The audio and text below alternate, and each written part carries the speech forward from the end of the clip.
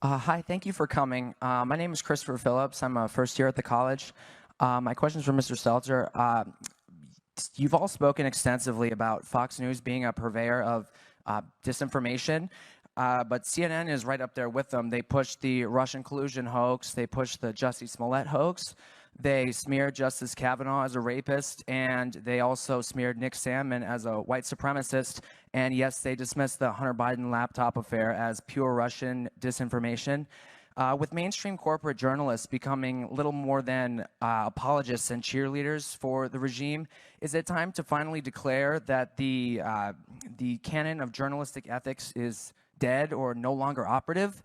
All the mistakes of the mainstream media, and CNN in particular, seem to magically all go in one direction. Are we expected to believe that this is all just some sort of random coincidence, or is there something else behind it? It's too bad. It's time for lunch.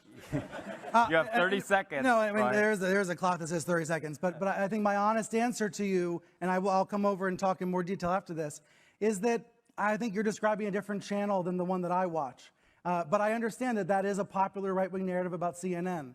I think it's important when we talk about shared reality and democracy, all these networks, all these news outlets have to defend democracy.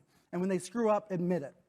But when Benjamin Hall, the Fox correspondent, was wounded in Ukraine, the news crews at CNN and the New York Times stopped what they were doing, and they tried to help. They tried to help him get out of the country. They tried to find the dead crew members. That's what news outlets do. That's how they actually do work together, to your question about sharing those kinds of connections and trust.